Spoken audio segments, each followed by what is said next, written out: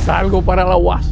Yo veo unos camiones de guardia y cosas, pero mire, don Jacobo, lo están llamando, están rodeando la UAS buscándote a ti. A mí se me acusaba de montar un atentado para asesinar al doctor Balaguer. Si en el país existe o no una conjura comunista susceptible de poner en peligro la soberanía nacional y la seguridad del Estado.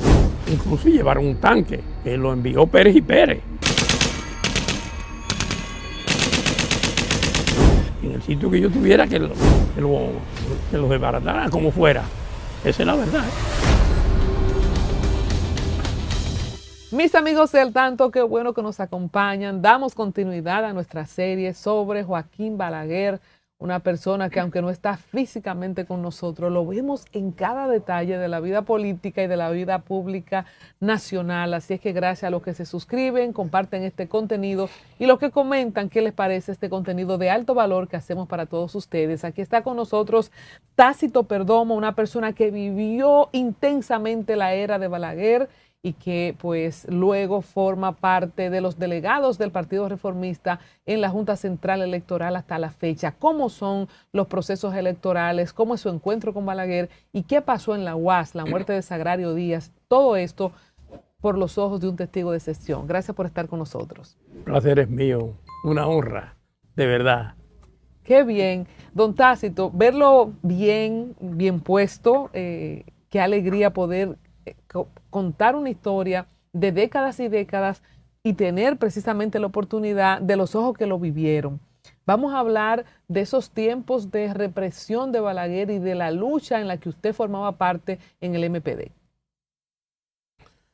Fíjate, quizás sea conveniente que tú me hagas preguntas concretas, ¿no? De tal situación, de estas cosas. Por ejemplo, así. ¿cómo recuerda la persecución de Balaguer en los tiempos de la UAS? Catalogar la persecución que hubo en ese momento, atribuyéndola solamente al doctor Balaguer, es un poco fuerte. Sucedió en sus gobiernos y yo digo y sostengo que él es responsable pasivo. No se le puede quitar responsabilidad porque pasó en sus gobiernos. Pero la acción activa de eso, ustedes saben que eso se manejó desde fuera de aquí, estábamos en la Guerra Fría. Y los grandes auspiciadores de esa represión fueron los agentes norteamericanos en este país, fue la CIA. No creo que alguien tenga duda de eso. Él, lógicamente, lo sostengo, fue culpable pasivo. O sea, no reaccionó como digo yo que hubiese yo reaccionado, pero no estaba en la situación. Eso es lo que yo pienso de ese asunto. Fue muy duro, muy difícil, aquí y en otras partes, aunque hay que señalar, y yo no soy nada simpático, ni tengo por qué serlo, que en una ocasión le enviaron de Estados Unidos acá a Balaguer, a Teodoro Moscoso. Eso fue enviado por Kissinger con el propósito de que aquí se implementara el plan Cóndor, que se implementó en América Latina, lo que pasó en Argentina, lo que pasó en Chile con Pinochet, lo que pasó en Uruguay, y él se negó. Esa es la verdad. Dice, no, aquí yo no voy a permitir eso. Y no fue, hubo una represión dura, auspiciada por esa agencia, lógicamente, pero nunca llegó a esos extremos, esa es la verdad. Y doloroso lo que sucedió. Personalmente, tú sabes que yo fui muy perseguido, que de eso podemos hablar también. El 4 de abril de 1972 hay un asalto a la UAS. Esto es un hecho histórico de relevancia y yo que soy uasdiana, me gradué, como la gente sabe, de Ingeniería Industrial de la UAS, siempre oí hablar de Sagrario Díaz. ¿Usted cómo recuerda y qué impacto tuvo en el devenir de esos años? Realmente fue un hecho muy doloroso. Nosotros habíamos 3 personas del MPD que nos reuníamos con frecuencia en la UAS. Yo había llegado de Cuba hacía muy poco tiempo. Y después salió a colación un hecho concreto, una situación concreta. Y nos reuníamos ahí en la UAS. Habíamos quedado un viernes que no volvíamos a la UAS. ¿Por qué la UAS era el epicentro, el fuero universitario? Para que la gente entienda lo que no son de la UAS. Bueno, porque había cierto margen de protección con relación a otra parte de la ciudad, porque era intocable la universidad, y tú entrabas ahí te reunías, llegabas por distintos sitios, distinta gente, se reunían, no había problema. No era lo mismo que reunirse en la casa de alguien. Nos reuníamos en la UAS y habíamos quedado no volver porque veíamos cosas extrañas en la UAS. Eso fue Lorenzo Ventura, sombrerero, y Teófano Mancebo, que era el principal dirigente del MPD en ese momento, ellos dos. Y nos reuníamos ahí y habíamos no volver. Pero el lunes, pasó el fin de semana, el lunes, salgo para la UAS. Yo vivía en la Avenida Independencia en casa de unos señores de una familia jamaiquina que me alquiló una habitación, que alquilaba una habitación y yo estaba ahí. Y yo salgo para la UAS. Pero cuando voy llegando por el hospital del Marión, le dicen el Marión, yo veo unos camiones de guardia y cosas, pero no lo asocio con nada. Pero digo, ven acá, pero nosotros quedamos que nos volvíamos a la UAS y me devuelvo.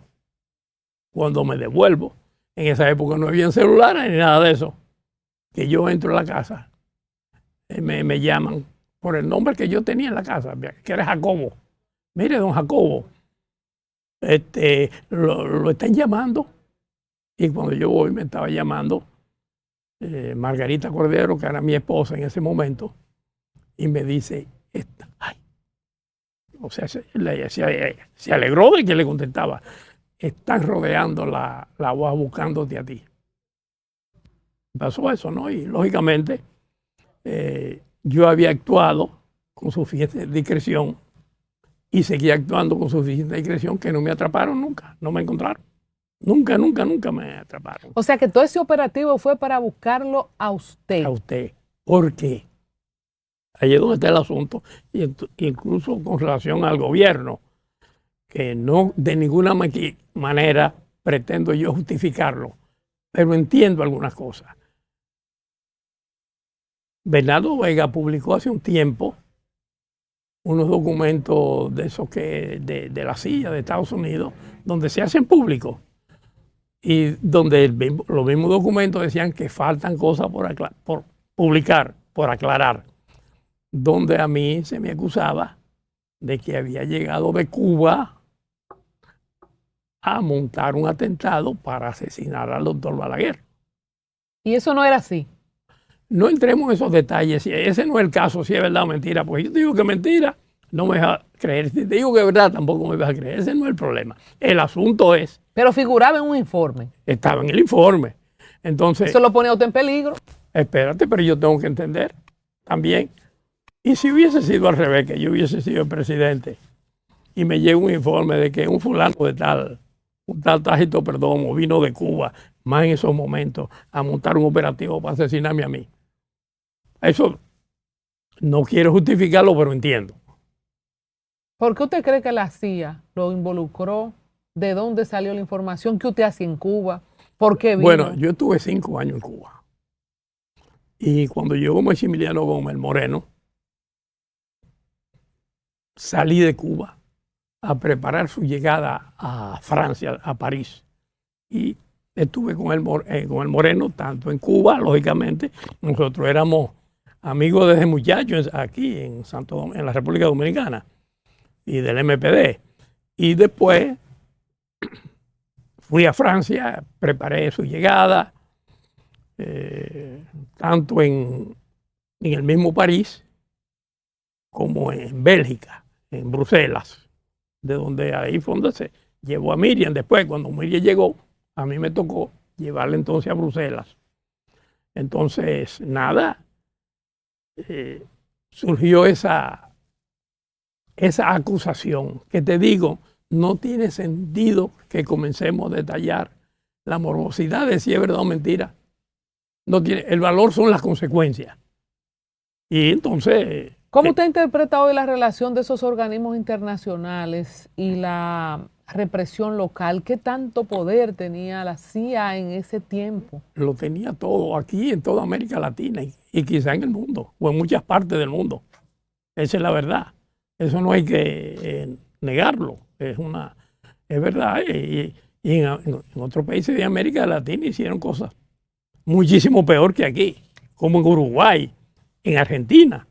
Cuando usted dice, decidimos no volver a la UAS, ¿por qué usted en esa reunión? Y si usted recuerda cómo muere Sagrario Díaz a propósito de ese rodeo.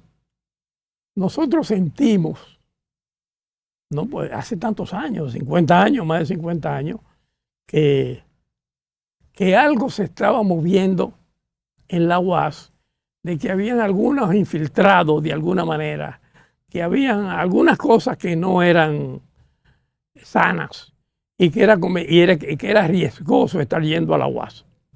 No porque no fuera a pasar algo a la UAS, sino no podía pasar entrando o saliendo. No en la UAS mismo, no pensábamos, pero nos podían ubicar y cuando vayamos a salir, como pasaron con alguna gente, ¿no? Entonces, decidimos no ir. Ellos fueron y cayeron presos y fueron deportados. Tú sabes la historia de tanto del sombrerero como de Teófilo Mancebo. Pero yo me devolví y no, si llego, quizás no estuviésemos aquí hablando de esto. Eso era seguro. La orden que había era matarme a mí como fuera, al punto de que incluso llevaron un tanque a la UAS, que lo envió Pérez y Pérez, que en el sitio que yo tuviera que me ubicaran, que los desbarataran como fuera. Esa es la verdad. Pero yo no estaba. Y estoy aquí contigo ahora. Afortunadamente. Entonces, en ese intercambio muere Sagrario. No era el objetivo. La hieren, ella murió 10 días después. No fue el objetivo. No. O sea, ¿por qué disparan si usted no estaba ahí? Bueno, se dice que quien ordenó los disparos fue Baen-Barille. Fue quien ordenó a la tropa que disparara, o a los policías, que no son tropas propiamente, pero son armados, ¿no? Y dispararon y lamentablemente la hirieron en la cabeza a ella y falleció después. Bueno, en el marco de esta etapa, ¿verdad? Antes de salir de la UAS, Amin Abel Hasbún y Otto Morales, ¿cómo afectó esa represión también para dar al traste con esas muertes? Bueno, cuando sucedió la muerte de ellos, yo estaba fuera del país. Yo estaba en Francia, justamente. Estaba preparando cuando murió Héctor, cuando asesinaron a Otto. Yo estaba en París preparando la llegada de Maximiliano Gómez de Cuba. Y cuando asesinan a mí, yo estaba, Maximiliano Gómez ya estaba en París. Eso fue en 24 de septiembre, 25 de septiembre del 70, ¿no? Del 70, sí. Era muy arriesgado ser joven y revolucionario en ese tiempo. Muy difícil.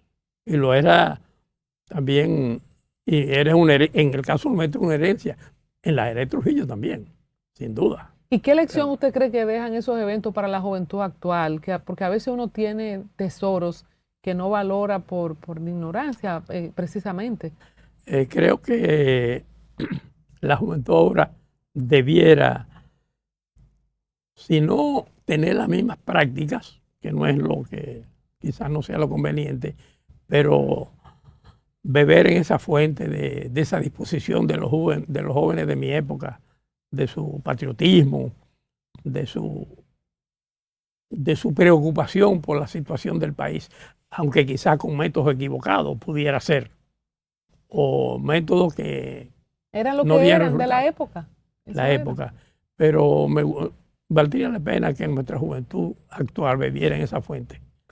Don Tácito, antes de llegar a los 90 y yéndonos un poco para allá y hablando de juventud, ¿cómo fue la juventud suya? ¿Usted tuvo siempre del lado contrario de las dictaduras?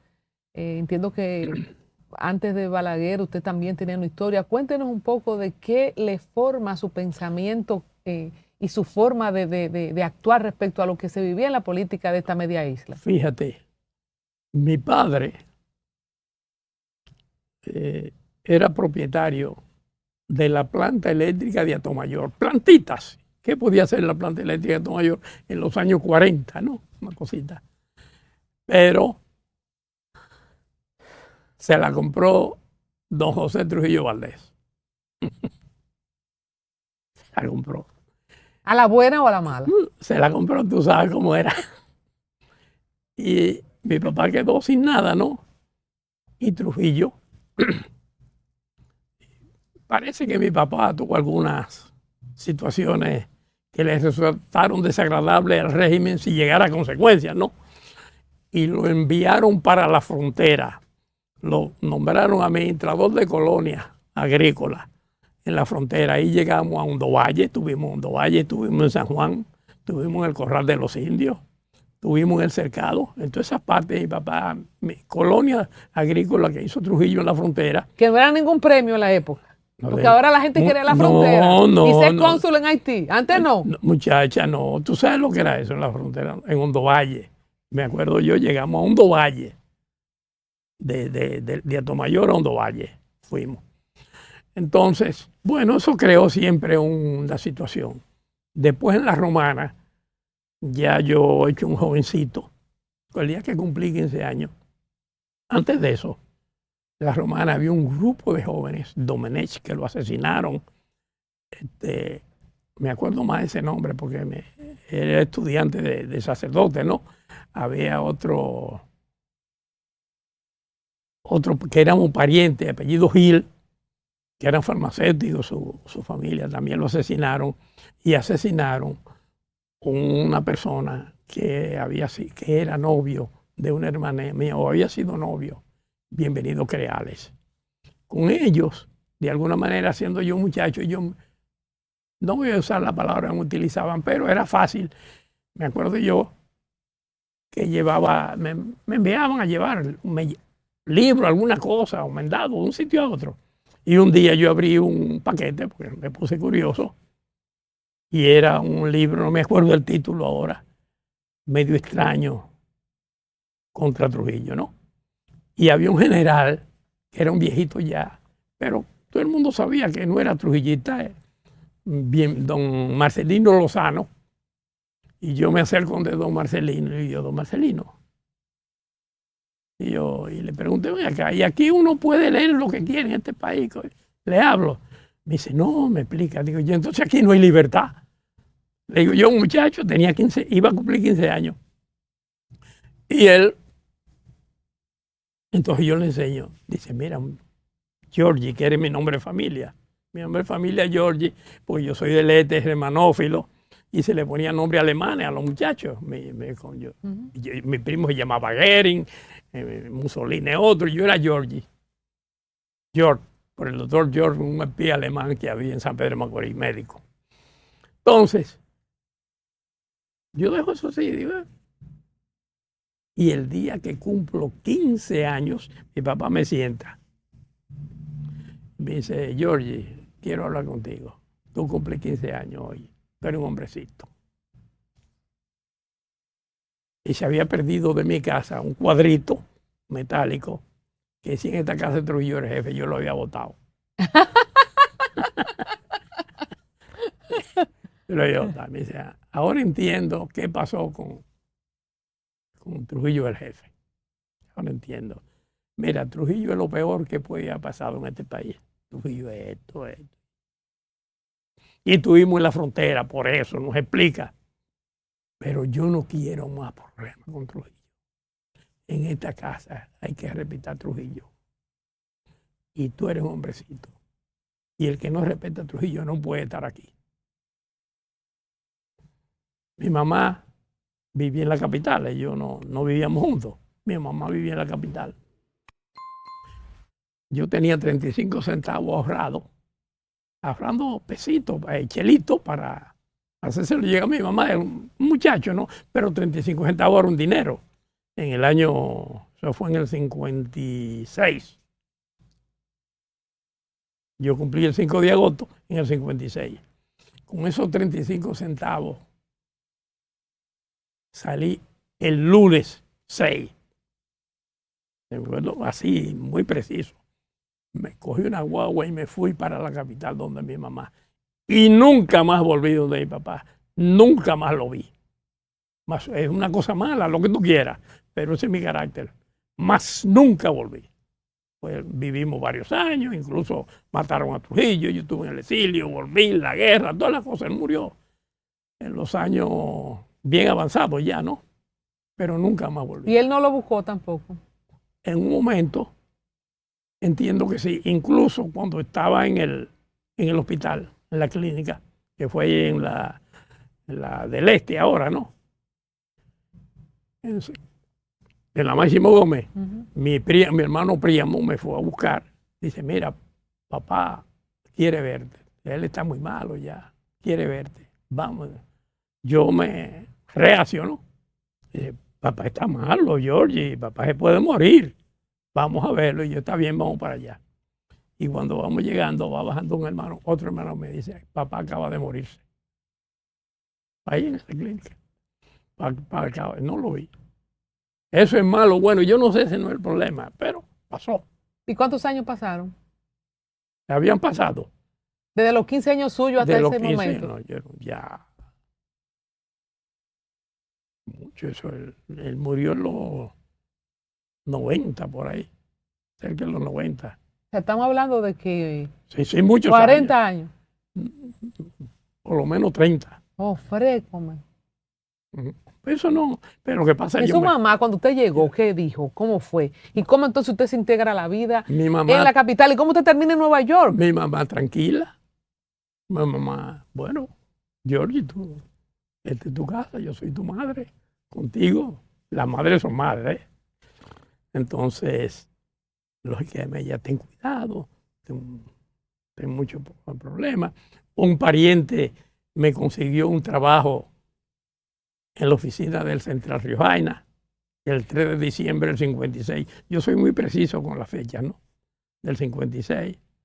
Y entré a trabajar ahí. Después me involucré, me trasladaron al Banco Agrícola. Cuando Trujillo recuperó el dinero que le había presentado los ingenios, estaba mal, a los colonos, así obreros. Entonces lo que hizo que el banco comprara la deuda. Fuimos para el Banco Agrícola.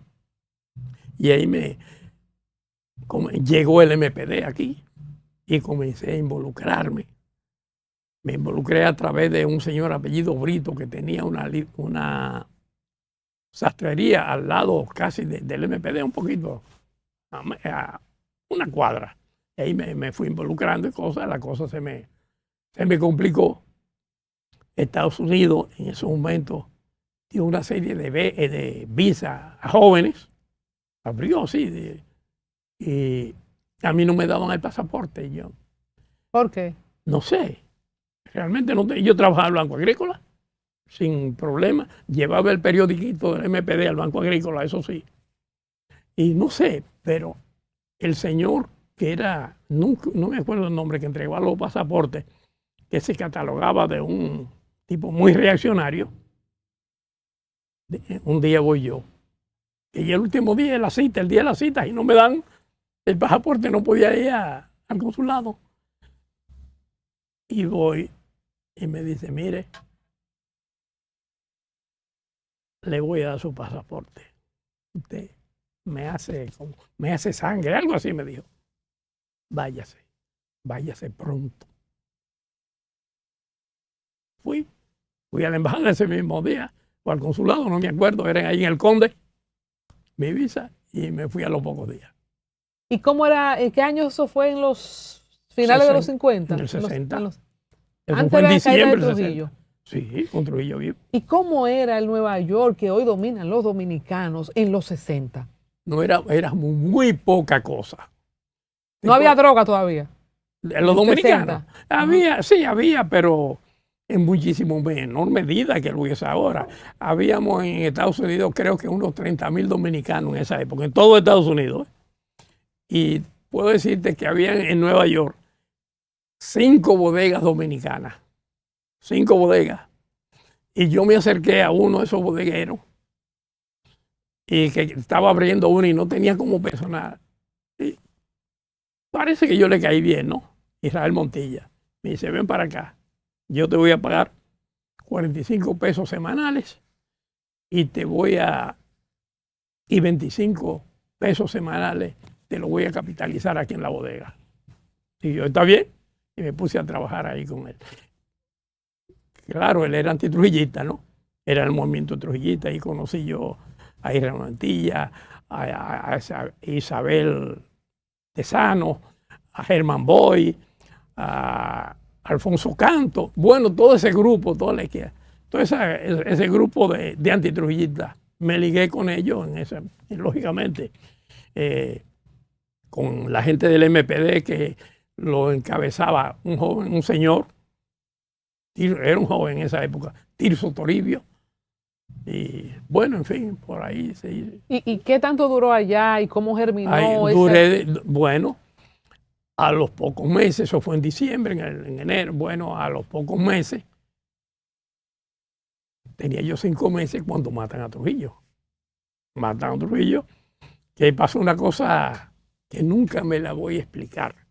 Había un señor que se llamaba Ciprián Gerena, puertorriqueño, curioso, como dicen, brujo, y llegó a la bodega como a las 9 de la noche y entró. Estábamos ahí todos bebiendo cerveza, que era prohibido, pero escondido, no la teníamos abierta en el baño, y bueno, y la gente entraba y salía, o su traguito.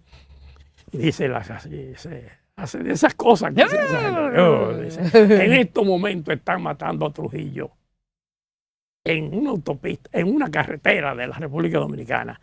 Le dice doña Ana, Gerena, ojalá se le raje la boca. Y cuando eso no había Instagram para darse cuenta, no. Y era en ese se momento. Lo dijo. Eso lo viví yo. ¿En serio? Eso lo viví yo. Don Tácito, o sea, él adivinó el momento. Lo dijo, en este momento están matando a Trujillo. Y tú sabes quién era. Era un tipo que era conserje en un hospital. Así que no era nadie del otro mundo. Con Pedro Livio, con qué sé yo qué. Con nadie. Pero no, además, puertorriqueño. Cuando al otro día nosotros fuimos al hospital a buscarlo, muchísimos carros regados, él dice, se están burlando de mí. Y yo cuando dice, no, entonces se buscó el periódico de la tarde, mire. Él mismo no lo creía. Él no lo creía. Después que lo dijo. Después que lo dijo. Mi madre me cuenta que un señor, en paz descanse, que se llamaba Diego Cepeda, de allá de San Juan de Gínova, había también profetizado, si se puede decir. Dijo, según recuerdo que mami siempre nos contaba, en 3 días cae la palma más alta de este país. Así predijo la muerte de Trujillo. Pues mira, eso Gerena lo dijo en este momento, y era a las 9, las 10 de la noche, no me acuerdo, ¿no? En este momento. Y así fue. Y era en ese momento. Oye, era en ese momento. Esa es la verdad, eso lo viví yo. ¿Y qué impresión entonces le dio a ustedes después de una premonición de la noche antes? ¿Qué significó para la diáspora en ese momento la caída del jefe? Bueno, realmente en Nueva York se levantó un movimiento fuerte de gente que, si bien eran antitrujillistas, se mantenían, diríamos, calmados, no lo manifestaban mucho y comenzó a salir inmediatamente en una cantidad considerable de dominicanos. ¿Y algunos volvieron inmediatamente después de la caída? ¿Usted cuándo vino? No, ese fue otro problema, no allá. Allá un grupo de jóvenes no nos permitían. Y yo entré en diciembre del 62. ¿No le permitían venir? No permitían venir. ¿Quiénes? ¿Balaguer, Ramfi? ¿Quiénes? No. Ya Balaguer no estaba. Era el mismo Estados Unidos, quería controlar un poco eso, ¿no? Pero al final sí, nos dejaron ya para llegar al momento de las elecciones, nos dejaron entrar. Yo entré como 10 días antes de las elecciones del 62. Entonces yo que en ese momento me ligué a los asuntos de la Junta, porque Juan Bosch habló con el cura Lótico García y llamó a que la juventud se acercara al PRD a contribuir, ¿no?, para salvar las elecciones. Y yo fui. Y cuando yo llegué al PRD, que estaban escogiendo jóvenes para cosas, había un delegado, eran varios delegados del PRD, pidiendo a alguien, a Molina. Molina me conocía porque Molina me había pedido a mí en el Banco Agrícola el periódico El MPD, yo se lo daba, Molina Ureña, y yo se lo llevaba. Y cuando yo voy entrando, me dice, ¿usted quiere un joven? Ese que viene ahí. Perdomo. Me llama por mi nombre. El nombre del banco, no, Perdomo. Mire usted. Y me incorporó. Dice, no, es muy joven. Dice, no, ese. Yo, ese. Váyase con... No le digo por qué, no, váyase con ese. Y de ahí comencé yo, por casualidad, ¿no? a ligarme con los asuntos electorales. ¿Cuándo se convierte usted en un enemigo público de Balaguer, de lo que fue el poder de ese tiempo, para que lleguemos a los 90 y su participación con el PRI?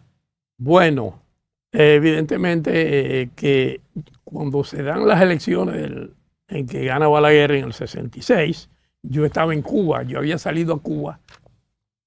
El partido consideró que yo debía irme para Cuba por situaciones que valdrían 2 programas hablar de ello, ¿no? Venga, queda abierto. Pero te puedo decir, nosotros estamos, antes del 24 de abril, estamos preparando un movimiento guerrillero. Y yo era el encargado de ciertas cosas que no vamos a hablar ahora, y algunas no las hablaré quizá nunca.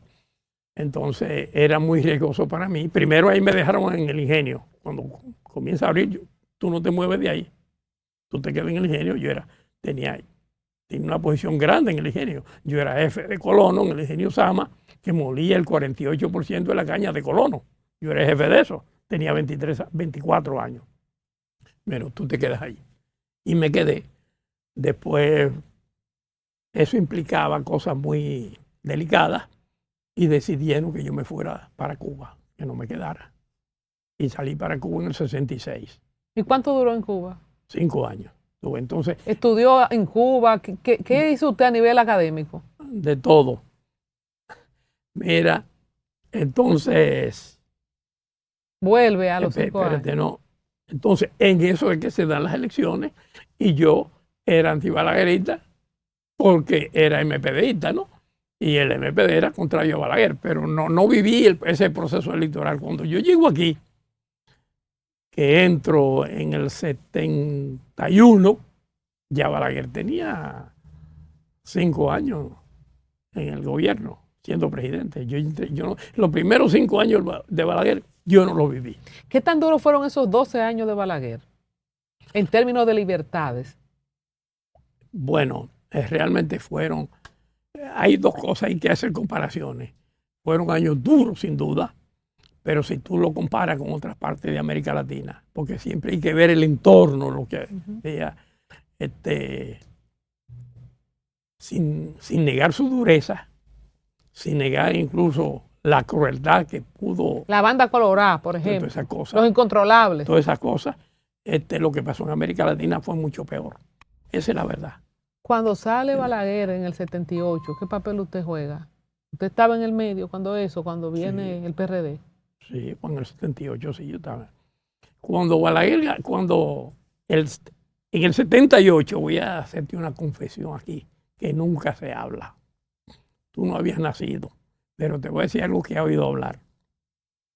¿Tú te acuerdas que, bueno, las boletas eran separadas?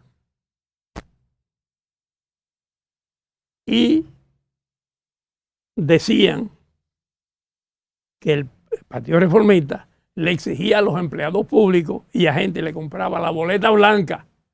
Tú echabas tu roja y tú, para demostrar que no votaste blanco, tú vendías tu boleta.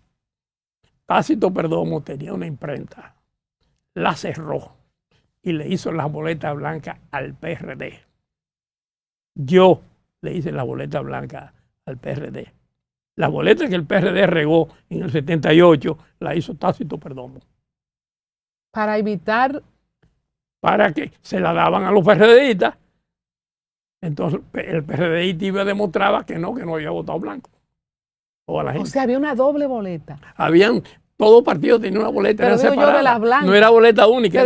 Pero de la blanca había doble boleta. Cuando usted decía No. Explíqueme, es el que no entendí lo de la boleta que usted La imprimió. boleta es que si tú vas a votar y tú vas a votar blanco, pero tú tienes una boleta que te la ha dado el partido por debajo y la presenta. Eso se lo hice yo al PRD. Hay una historia, pero eso fue después con Corporán también, una historia No, así. Corporán hizo las legales, las del gobierno. Pero la que repartió el gobierno la hice yo. En un momento alguna gente quiso decir que fue Corporán que se le dio, porque Corporán tuvo problemas, creían que había sido él. Sí, pero no, tuvo hasta preso, me dicen. Pero no fue él, la hice yo. Ay, Dios mío. Aquí se colinda, señor, el especial Corporán siempre al tanto con la serie de Balaguer, desmontando ese mito, porque justo ayer entrevistaba yo a alguien respecto a ese problema. Falso, ese lo hizo Tácito Perdomo. O sea, Corporán imprime la del proceso. La ingratitud del PRD es otra cosa, de eso ni hablemos. Pero se las hice yo. Esa boleta la hizo Tácito Perdomo. Para poder en salvar. la Hosto, esquina número 1, en la calle Hosto, ahí tenía yo la imprenta. Entonces, don Tácito, para que el que no, porque el que... Y hay gente viva de ellos que estaba en eso. ¿Cómo quiénes? Marcano, José Ovalle, todas esas cosas que saben que fui yo que la hice porque fue quien la recibieron. Entonces, don Tácito, mientras se hicieron boletas para el proceso, ¿verdad? Que se Encarnación, imprimieron. Encarnación, que están por ahí periodistas como tú. Entonces se imprimieron en la imprenta de Corporán, ¿verdad? Las reales. Las reales. Las legales. De esas reales, tú vendías de que tú no votaste por el blanco, pero usted tenía una extra. Que fue tú devolviste la extra. Ya. Que la extra la hice yo. Ya. Don Tácito es como la carta bajo la manga. Esa es la que yo di que no voté por ti, pero yo sí la eché la blanca original. Exacto. ¿Y por qué apresaron a Corporán por eso y a usted no lo encontraron? No. Usted se ha librado de muchas cosas. De don muchas Tácito. cosas. Yo creo en la Magdalena, que la Magdalena me guía. Tiene más vida que un gato. Mira, no hay muchas otras cosas. Mira, a Corporán porque él era quien las había hecho. Ya. Y si tú tienes, él tenía todos los artes, las cosas de hacer. Hizo doble boleta. ¿Y cómo usted consiguió el arte? Lo conseguí. Quien consiguió los artes no fui yo, lo consiguió José Ovalle. Mire, No sé cómo y me lo llevó y eso no se pregunta nunca. Ya. ¿Usted actúa o no actúa? Ya. En esas cosas no se pregunta. ¿Por qué usted en la decidió conspiración no se actuar? pregunta. ¿Por qué ustedes como se antepusieron a un fraude que estaba preparando Balaguer o el gobierno? Se antepusieron. No sé si estaban preparando fraude. Yo sé que la Hoy gente, no estaban comprando boletas. yo sé que la gente pudo llevar su boleta blanca. Fíjate que la gran sorpresa fue que en San Isidro el PRD barrió y no se explicaban cómo. En San Isidro la mujer de los guardias, todas las cosas, barrieron porque le llevaron su boleta blanca a devolverla. Ok, entonces no fue que se echó doble boleta blanca. No. No fue que se imprimieron doble boleta. No. O sea, fue que una la devolvieron y otra la echaron. Sí, echaron la legal, entonces recibieron la boleta blanca que hice yo y esa la devolvían. Mírenla aquí. Pero y le daba un pesito. Pero ¿cómo certificamos que no se echaron doble boleta? Que devolvieron una y echaron otra. No, porque no podían echar dos. Estaban echando una boleta. No, nadie se iba. Porque lo estaban viendo. No, claro, Ahora nadie decía se el va. No. Se garantizó Y además se le el entregó voto. después, no ahí, se le entregó después. Exacto. Porque eso es para llevarla al otro día. Ya, Eso se es, garantizó el voto. sí. Bueno, señores, después de esta historia tan interesante, donde hemos Y eso corroborado- es así, ¿eh?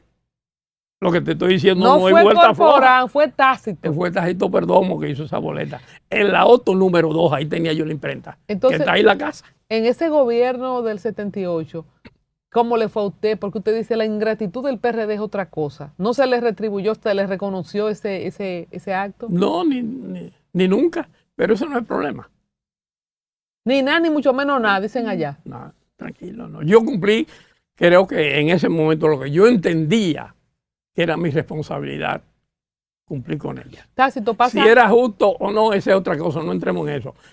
En ese momento yo entendía que era lo que debía hacer y lo hice. Vamos a ver cómo es el tiempo rápidamente, porque hay que llegar al meollo del 94.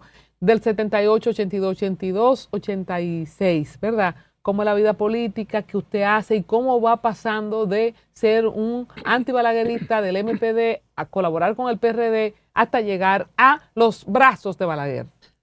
No, eso de los brazos al paso, ¿eh? No quiere decir los pies. Sí. Bueno, en el 82 me sumé como colaborador a la campaña de Jorge Blanco. Estuve con él ahí. Lo que esperaba de Jorge Blanco fue muy lejos de lo que ofreció Jorge Blanco como gobierno. Y después me acerqué a Jacobo Magluta. Y con Jacobo Magluta sí tuve una bellísima experiencia. Jacobo fue un hombre extraordinario que lamentablemente este país se lo perdió. Estuve con Jacobo Magluta. Y después en el 86, para las elecciones del 86, se dieron unas reuniones que se supone que iban los candidatos presidenciales, pero por la situación del doctor Balaguer, primero que era presidente y mover al presidente a reuniones que hacían en las universidades y en distintos sitios, no iba a ir el doctor Balaguer. Entonces se decidió que fueran los candidatos vicepresidenciales. Yo no era candidato vicepresidencial, pero Jacobo decidió que fuera yo. Por él. Por cierto, tuve alguna situación con el candidato vice y yo, pero mira, lo Jacobo dice, yo no. ¿Cómo le digo yo a Jacobo que no voy a un sitio que me manda? Imagínate, yo no decido eso, fui porque él me envió. Y la primera fue en Intec o la UNFU, no me acuerdo. Creo que en Intec. Y yo llego representando a Jacobo. El último que llega es Jacinto Peinado. ¿Cómo tú estás, Tácito? Que yo no lo conocía, pero sabía quién era yo bien. Sí, nunca nos habíamos visto. Estamos aquí, dice, ¿cómo llegaron? Y yo llego así. Le digo la forma en que llegó. Digo, ¿y quién llegó primero? Y yo llegué primero. Dice, bueno, tú eres el primero que va a hablar, dice Jacinto. Y yo. Comienza entonces al primero que llaman a hablar, es a Lionel, que es candidato vicepresidencial. Y habla. Muy bien, se va. Entonces llaman después a Fernando Álvarez Bogar. Y habla Fernando y se va. Habla una persona del 14, de la izquierda, no me acuerdo quién era, no me acuerdo el nombre. Habló, se fue. Entonces llaman a Jacinto y dice, Jacinto, no. Quien le toque es a Tácito, que llegó primero que yo. Le digo, no, Jacinto, no. No, digo, entonces él me mira como que yo digo, no, y él fue y habló. Cuando termina, le dice Juan Bolívar Díaz Santana, le dice, don Jacinto, usted puede irse, si usted quiere puede irse. Sabemos que usted tiene mucha campaña, nosotros quedamos solos aquí, nos quedamos con Tácito, nos quedamos. Dice, no, Tácito me oyó a mí, yo tengo que oírlo a él. Y se quedó. Cuando yo termino, dice, Jacinto era muy espontáneo, levantó, yo quiero hablar un momentito. Y se paró. Está bien porque yo me quedé. El que mejor habló de nosotros fue Tácito. Por agradarme, porque no es verdad que yo el que peor habló fui yo. Pero él dijo eso y se quedó. Y me dice, mira, tú llegaste temprano aquí, tú no has comido seguro, ven, vamos a comer por ahí. Jacinto era comilón. Y fuimos al boca a boca. Y comimos ahí, y bebimos, y hablamos de todo. Bueno, se presenta la misma situación en la Cámara Británica del Comercio. Fuimos. Eso es un detalle. Parece que gustó mi ponencia en la Cámara Británica. La única que publicó la prensa fue la mía, que la publicó última hora. Ninguna más. Solamente decían que hablaron, pero la mía la publicó la Cámara Británica. Ese periódico. Después fuimos con los sindicatos, en todas partes lo mismo, y él Entonces, cuando yo salgo, se da la situación alrededor de Jacobo, yo salgo, estoy con un programa con Julito Jacín, hablando. Y cuando voy saliendo, llega él y dice, vengo a buscarte. Digo yo, mira, tú eres un agente libre, me dice Jacinto. Te oí, yo necesito que tú vayas a trabajar conmigo. ¿Qué lo hace un agente libre? Que no entendí esa parte. ¿Usted cómo se termina con Jacobo? Me separo y lo digo que me separo de... ¿Por qué se separó? Porque había entrado en una situación y ya Jacobo no estaba en eso realmente, a mi juicio, ¿no? Y yo no, pues yo me separo. Y lo digo ahí en el programa, y él se para y me dice, tú eres un agente libre, o sea, ese es el lenguaje de pelotero, ¿no? Necesito que tú vayas. Digo yo, pero Jacinto, ¿y cómo tú quieres que yo vaya para reformismo? ¿Cómo tú me dices? Dice, no, espérate, déjame explicarte. Yo tengo una primaria en el partido y yo tengo que... Y Balaguer no me está apoyando a mí. Yo necesito que tú me ayudes a ganar. Digo yo, así. Vamos para allá. Es Jacinto que lo conecta con el reformismo. Entonces, a los 28 días fueron las primarias y Jacinto ganó con el 50 y tanto % frente a 10 candidatos más, que ni siquiera se unieron ellos, pero también perdían y le ganamos. Entonces ahí me quedé. Entonces, en una ocasión, el doctor Balaguer le dijo a Jacinto que quería conocer al joven, dije joven yo, que llegó y porque le dijeron que fue un tipo que vino y que... Y Jacinto me dijo, ¿tú irías a donde? Y yo, ¿por qué no? Y fuimos allá y me trató con mucho respeto, mucha consideración, muchas cosas. ¿Conectó con el joven que querían matar en la UAS porque tenía un plan según la CIA? ¿Supo que era Tácito Perdomo ese mismo? Oh, claro. Qué liebre, Balaguer. ¿Y qué le dijo? Entonces me dijo que sabía que yo estaba colaborando a nombre de Jacinto, por los intereses de Jacinto en la Junta, que quería que yo continuara en eso, que no lo dejara, que continuara siempre. Y continué y nunca... Pero nunca tocaron ese tema de los años aquellos. No, nunca jamás. Y después a veces yo me acuerdo en una ocasión le hice una carta cuando él hizo un pacto, un determinado pacto, él hizo una carta y yo le hice una carta diciéndole que entendía que el manejo que le había hecho con Hipólito y con Danilo no estaba bien. Y se lo decía, y que yo estaba seguro que estaba hablándole a un hombre en los umbrales de la presidencia de la República, pero que no podía quedarme callado. Y me mandó a buscar. Me acuerdo yo que estábamos en una reunión y Manto me dijo, ve para tu carta, ve donde el doctor.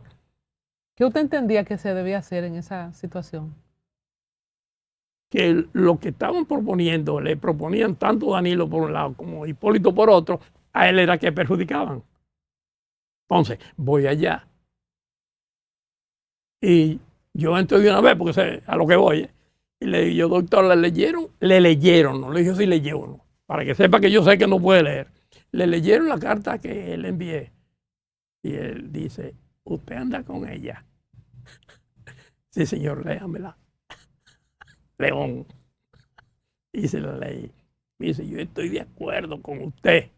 Es como usted dice. Pero tenemos que dejar eso así. Todos están con Hipólito. Todos están con... Todos. Me lo dijo.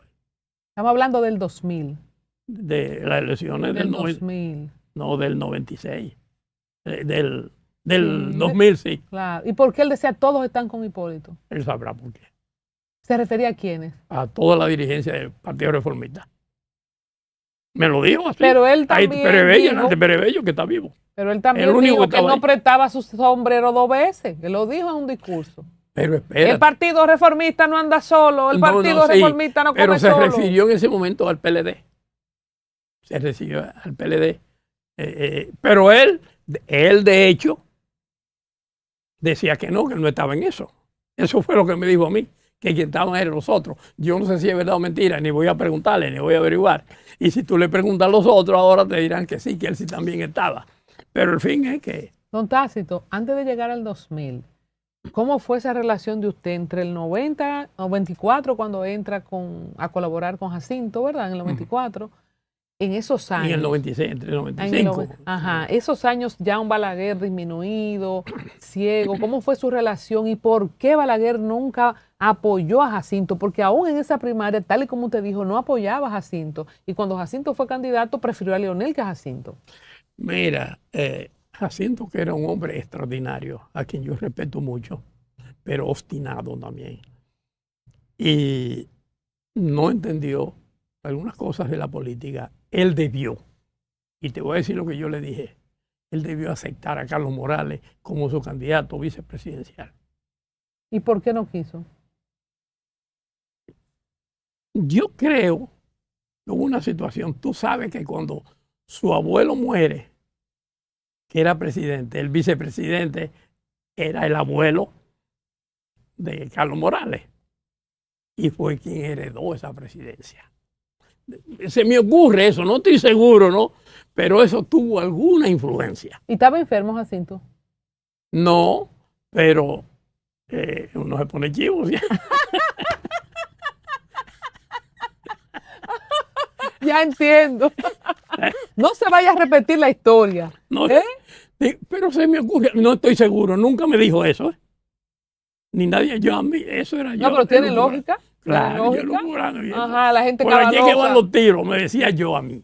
Ya. No lo comenté nunca con nadie. Entonces, nadie me lo comentó. Balaguer lo castigó por eso, por no aceptar a Carlos Morales, o las fuerzas de Carlos Morales per se. No, sí, todo eso se movió, ¿no? Y además impuso una candidata, la que fue la candidata, que no lo habló con Balaguer primero. ¿Cuál fue la candidata? Maribel Gasó. Sí. Mira, fue él el primero. Una gran mujer, ¿eh? Fue el primero que puso una mujer de vice. Ahora que lo mencionamos, en una boleta. No, porque así. Mira, ahora que lo mencionamos. Sí, porque después fue que fue Milagro. Después que Hipólito pone a Milagro una fórmula que la llamada varió Leonel, que estuvo siempre con Alburquerque. Claro. Pero todos han llevado una vice. Lo hizo Danilo y lo hizo Luis Abinader también. Sí, ayudado eso después entonces. Entonces, Jacinto obstinado, nunca lo quiso apoyar a Balaguer por eso, ¿usted cree? ¿Cómo fue su relación con Balaguer entonces? Aparte de esa carta, ¿ustedes llegaron? Sí, a veces me preguntaban cosas, me enviaban a buscar, yo iba. Y él quería saber que le dijera yo directamente cosas de la Junta y se las decía. Don Tácito, nunca... Nunca, no te puedo decir relaciones íntimas, yo no estuve con él. No porque yo no quisiera, si él hubiese actuado en esa dirección, pues yo también, pero no. Siempre muy formales, muy cosas. ¿Usted cree que Balaguer se interesó en Joven usted Perdomo. Por los éxitos de ese joven Perdomo que ayudó a Jacinto a ganar esa primaria? ¿O él siempre tuvo esa espinita de ese joven que apareció en ese expediente en la CIA? Esa conversación nunca se dio de parte y parte. Nunca se dio. Jamás. Pero yo pienso que sí, porque los otros candidatos habían vendido que iban a arrasar con Jacinto. Entonces, y de pronto Jacinto gana con el 56 o 58, como a 8 de ellos juntos. ¿Qué estrategia usted puede compartir que usted usó para dar esa victoria a Jacinto? No, eso no se dice. A los que estudian, para los que estudian. Eso no se dice. ¿Cómo se logró revertir esa tendencia? Eso no se dice. Haciendo lo correcto. Haciendo lo que correspondía en el momento. ¿Usted en algún momento no se cuestionó, siendo un joven de 15 años que abandonó la casa de su padre porque le quería imponer al jefe, Balaguer que hereda de cierta forma, con todas las condiciones del entorno de Latinoamérica, en algún momento en su fuero interno usted no se cuestionó, wow, las vueltas que da la vida, cómo termino yo de este lado, viniendo en mi naturaleza y todo lo que yo en mi juventud pasé para precisamente enfrentar lo que representaba la figura de Balaguer? No, te voy a decir por qué, porque si bien es cierto lo que tú señalas, no menos cierto es que las cosas que hizo Balaguer para amortiguar todo el daño que hizo Trujillo no es poco. ¿Cuáles serían esas grandes luces que usted reconoce hoy? Ese discurso en Naciones Unidas, que él estuvo para liberar de de las imposiciones que se decían a la República Dominicana. Eso fue determinante, tener el valor de ir a decirlo. Y después venía aquí con el hijo de Trujillo aquí. Eso es. Y muchas cosas que hizo realmente Balaguer, esa es la verdad. Aparte de las obras. Esto lo hizo Balaguer, esto lo hizo Balaguer. Pero otra cosa, Balaguer no hizo fortuna del erario dominicano. Nada, cuando Balaguer muere, me dicen, no lo sé, que en una cuenta tenía $35. Una cuenta fuera del país. Parece que eso estaba viejo ahí, no se sabe de cuándo lo he vivido. No, Balaguer. La frase de que la corrupción se para en la puerta de mi despacho, ¿usted cree que era así? ¿Que estaban haciendo y deshaciendo menos Balaguer? Yo creo que eso es una interpretación.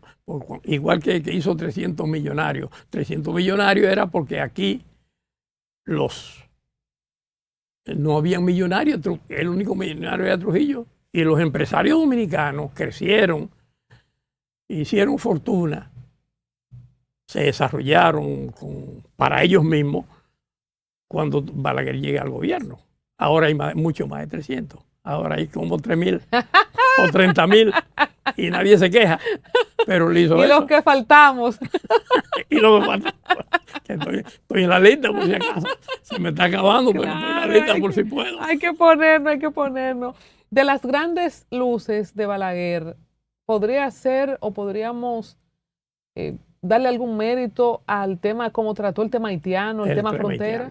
Eso es formidable. No pudo ser mejor como manejó el tema haitiano, pero también como manejó el medio ambiente, como manejó el levantamiento de nuevo de las empresas. Y no lo estoy diciendo yo, eso, por cierto, lo estoy leyendo en estos días. Lo que hizo con la industria azucarera, lo que hizo aquí con la administración pública en general. Eso es innegable. Las obras que hizo Balaguer, aquí no hubiese agua en este país. No. 24 o 26 presas. Y la hizo casi todas. Y lo que hizo Trujillo hizo una, creo, y después cuando Antonio Guzmán se hizo otra. Eso, bueno. De las presas. Medio ambiente, una conciencia extraordinaria sobre el medio ambiente cuando no estaba de moda, cuando no había el cambio climático, cuando no se veía el polvo de Sahara. Había el 10% solamente de bosque y cosas, ahora hay más del 40%. Y a pesar de que en los últimos años yo estoy recibiendo cosas que me llegan de lo que están haciendo dominicanos, pero haitianos, muchos haitianos, deforestando, ¿no? A pesar de eso, aquí seguimos. Antes de irnos, don Tácito, ¿dónde estaba usted en el Pacto por la Democracia con el tema de los 2 años y 2 años? Esas elecciones del 90 y la del 96, perdón, 94, que en el 96 se tienen que volver a hacer elecciones. Usted que sabe tanto de la Junta, ¿qué fue lo que pasó? ¿Dónde tuvo el fraude? ¿Por qué Balaguer tiene que entregar esos 2 años? A Balaguer le impusieron eso, Estados Unidos. Acuérdate que Estados Unidos quiso que él abriera aquí en la frontera campamentos de haitianos y él se negó. Dice, no, háganlo del otro lado. Háganlo en Haití, los campamentos, y ¿por qué de este lado? No, dice, no.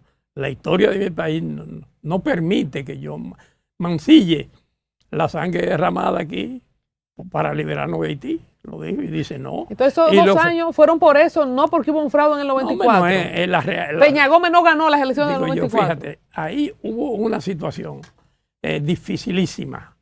Se parece un poco a lo que está pasando en Perú. Eso es cabeza con cabeza. Oye, pero ahí hubo de todo. Fíjate que ahí votó el 90 y tanto % de la elecciones. Bueno, tú sabes que no.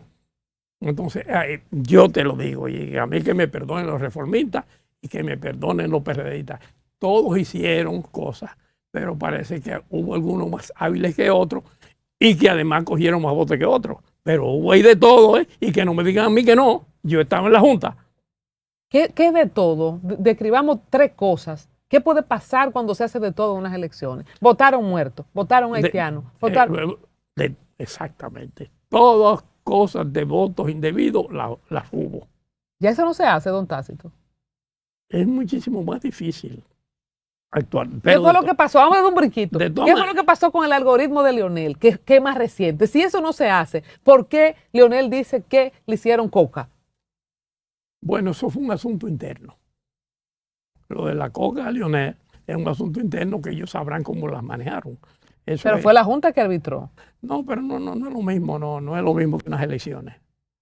Lo que yo sí estoy de acuerdo, que ahora hay una lucha con eso, y que no se quede en este programa sin decirlo, que es algo que contribuirá a hacer cada vez procesos electorales más claros, más limpios, es que el escrutinio de los votos sea automatizado, que no sean las manos humanas, sino que una máquina le pase la boleta y diga lo que tiene. ¿Por qué los escáneres de la gestión de Roberto Rosario Márquez, que luego se usaron en distintas elecciones, fueron tan desacreditados? No, ¿cómo desacreditado? Eso no sirvió. ¿Estos escáneres no sirvieron? No, para el propósito no. Se utilizaron después como, ¿cómo se llama? Para enviar documentos. Eso no es verdad que tuvo el uso de escanearse ¿Y por qué no se escaneó? No, que decir, no tuvo el uso de leer el voto. Nunca lo tuvo, porque se usaron en distintas elecciones. No se usó, no. Eso fue un verdadero desastre. Eso, lamentablemente. Incluso, yo me acuerdo, yo reclamé en un momento que dejaron de venir 3,000. Son historias. Eso fue historia, te lo digo yo que fue historia. Yo estaba ahí. Y no quiero entrar no es mi propósito entrar en lo que pasó, pasó. Pero no. Y al contrario, eso ha servido, lamentablemente, para desacreditar los procesos automatizados que hay que ir. No al voto, porque el voto es más complicado. Eso se puede ir poco a poco. Por eso yo traigo los escáneres a la mesa. O sea, ¿qué hacer para mitigar el tema de la lectura de votos, de la emisión de los boletines, para automatizar el proceso, cuidando el marcado manual, ¿verdad? Con boleta, que fue donde pasó el problema de las elecciones de febrero, cuando la pandemia. Sí. El proceso, ojalá, y estamos luchando, estamos planteando que sea así. Resulta que en los colegios hay delegados de los partidos. Pero entre esos partidos, como el voto preferencial, que es otro desastre, si yo tengo dinero, compro el delegado mío, y el delegado mío, voto medio raro, me lo pone a mí, y que es delegado de otro partido no le importa eso, porque no lo afecta a él. En tanto no lo afecta y le va a permitir que él haga lo mismo, me deja a mí que haga eso. Entonces, por eso, tú ves personas que son los fenómenos sacando votos. Pero el voto que le pagan a su delegado. Mira, si lo lee una máquina, ahí no hay posibilidad de eso. Si lo lee la máquina y lo contabiliza la máquina, no. ¿Cuál era su papel en la Junta en el 94, cuando usted dice que usted estaba ahí y vio de todo? Yo era el delegado de Jacobo Magluta. El delegado de Jacobo Magluta. Ahí está Quique Antón, que está vivo, y mi hermano y mi jefe, y lo quiero muchísimo. El único que lo enfrenté a la Junta fui yo. ¿Tú sabes por qué? Porque yo sí no tenía maco. Yo no tenía maco. Pero los otros tenían temor, esa es la verdad, de enfrentarlo. Entonces, ¿los macos cómo eran? Pempene, maco. Pempen, de eso que vive en San Juan, allá en La Regola. Y así con el maco La Pedra. Oye, estamos hablando el lenguaje dominicano. Entonces, no querían, manejaban. Yo lo enfrenté, Quique está ahí. ¿Y qué en qué situación usted lo enfrentó? ¿Qué usted vio? En eso que yo no, hace 50 años, hace que yo cuántos años. No, eso no hace nada en el 94. Calcule ahí usted, ¿cuánto? 30 y pico de años. Y yo soy un modelo 41. Para tener las cosas así. Pero para que Balaguer aceptara la imposición de que le quiten 2 años, algo hubo. Ya se sabe que hubo 2 y 2, ¿verdad? ¿Por qué Peña acepta ese 2 y 2? Porque ahí fue porque Peña lo aceptó. Ahí fue que los enviaron al hombre. No, pero Peña lo aceptó después que él iba a manejar 2 años y después se echó para atrás. Lo hicieron un error. Un error garrafal. Debió aceptarlo. Y debió ser Peña. Se va a unas elecciones de nuevo y sale Leonel de el sombrero de un mago, porque no lo vio venir Peña. ¿Cómo usted vivió el fenómeno de Leonel para el 96? ¿Usted sabía que iba a ser presidente o usted creía que Peña iba a ganar? No. Era una situación parecida a la de Perú. Perdona que te mencione mucho Perú, la situación que en Perú, o que hay en Colombia, como tú quieras, con los juegos muy cerrados, pero el de Perú era una situación que tú no podías predecir qué podía pasar. Pero tenía posibilidades realmente. Peña. Sí, tuvo posibilidades. ¿Cómo la tuvo Balaguer? Pero ¿en cuál tú me dices? En el del 90. En el 96. En el 96 estuvo, pero... ¿Cómo se da el Pacto por la Democracia ya para que cerremos? Lo voy a invitar a Tácito Perdomo porque hay que repasar muchas crisis de la Junta, ya que él ha vivido todas. ¿Cómo se da que Balaguer se quita su sombrero y se lo presta y poner a Juan Bosch y a Balaguer a levantarle la mano a Leonel? Fue una jugada extraordinaria de Balaguer y se le dio. Pudo haber perdido, porque el juego fue muy cerrado. Pudo haber perdido, pero se le dio. El camino malo está cerrado. Fíjate que Peña Gómez quedó, casi gana en la primera vuelta. Quedó muy poco, le faltó muy poca cosa. Un punto, algo poco más de un punto en una segunda. Y Leonel tenía la mitad de los votos de Peña Gómez. Y sin embargo, va y gana la fuerza de Balaguer como individuo, como elemento de movilizar votos. Eso lo demostró que de verdad era extraordinaria. ¿Ustedes dilucidaron por qué le llamó camino malo y por qué decía que quedó cerrado? Con esa certidumbre. Está cerrado. Sí, porque él confiaba en él y confiaba en que su fuerza, su palabra, y además esa era la intención, llegaría donde llegó y lo logró. Y era malo el camino, ¿verdad? ¿Cuál? El que él decía que estaba cerrado. Bueno, esa es la opinión de él. Estamos hablando de él, no de la mía. Pero usted... No me quiera meter... se socializó eso. No me quiera meter en está hablando de la opinión de él, no de la mía. Tácito se socializó la frase el camino malo está cerrado. Balaguer salía con eso espontáneamente. Sí, eso fue un... O sea, ustedes nunca lo vieron antes de... No, esas son cosas extraordinarias. Y Balaguer no hablaba con nadie lo que iba a decir. No como ahora, que se lo escribe en un prompter. No, Balaguer no podía leer. Ya se paraba y ya. ¿Tú no has visto los filmes de los discursos de él ahí en Uruguay y en otras partes? ¿Tú lo has visto? En España, en el mismo Washington. Se quedaron locos los americanos. Don Tácito, ustedes cuando gana el PLD, Balaguer dijo que no le den cargo a nadie. ¿Ustedes entendieron eso desde adentro, de los que estaban en el reformismo? No, tú sabes que son cosas políticas. Realmente había un acuerdo. Lo que pasa es que esas cosas no se escriben. De que el PLD sería gobierno 4 años, entonces el apoyo sería al Partido Reformista los próximos 4. No a ningún candidato, no se especificó. No, al Partido Reformista. Y después 4 a otro, de nuevo el PLD. Pero el PLD traicionó eso. Lo que hizo el PLD fue atraer a todos los reformistas, hicieron eso. A pesar de que Balaguer, por eso Balaguer no quería que nombren a nadie más, porque si no se le drenaba el partido. Sí, no, pero además Balaguer, fíjate, decía que no quería, pero se quejó de la actitud, por la actitud de ellos, porque tú no vas a decir, yo quiero que me den puestos, no lo iba a decir, pero se quejó de la actitud. ¿O no? Lo cogieron literal. El no me den nada no era literal. ¿Sabes que no?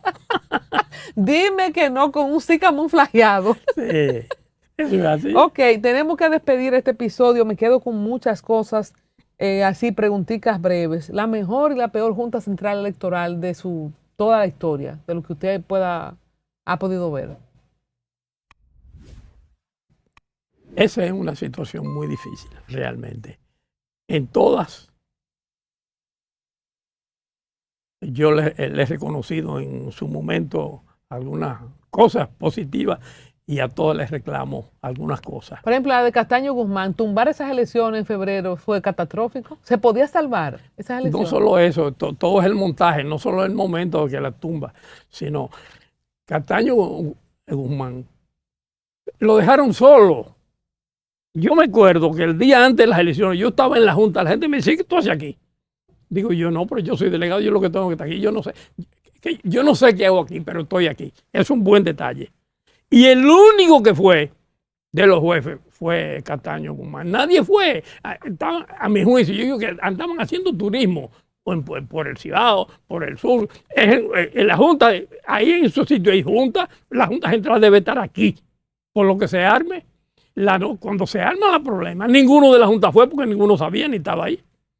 Óyeme, cuando en un momento dado me llaman de San Francisco que hay un problema y digo yo, bueno, la gente de San Francisco son levanticas, ¿no? No, está bien, vamos a esperar. Después vuelven y llaman de San Francisco que hay problema en el montaje, ¿no? Llaman del sur, cuando comienza, y llaman como decir, digo yo, espérate, y voy donde el jefe de cómputo que está ahí, está ahí, Rivera. Le digo yo, mira, ven acá, aquí hay problemas. ¿Qué es lo que pasa? Bueno, no, el jefe no era Rivera, era García. Y yo, entonces, vamos a hacer una reunión de pronto. Se arma la reunión, la hacemos unas horas después. Y ahí no fue un solo miembro de la Junta, pero ya el asunto estaba hecho, porque lo que pasa es que no se podía suspender donde eran electrónica y dejarla donde eran manual. Eso pudo haber sido. Y a nosotros como partido nos convenía.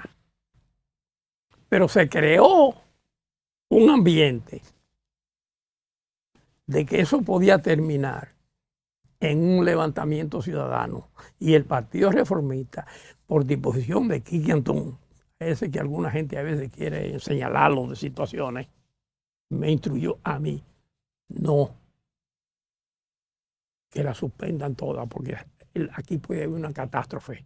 Aceptemos que la tumben todas. Que a nosotros nos hace daño, porque nosotros teníamos unos votos, ya sabíamos. Y esto benefició al PRM. Claro.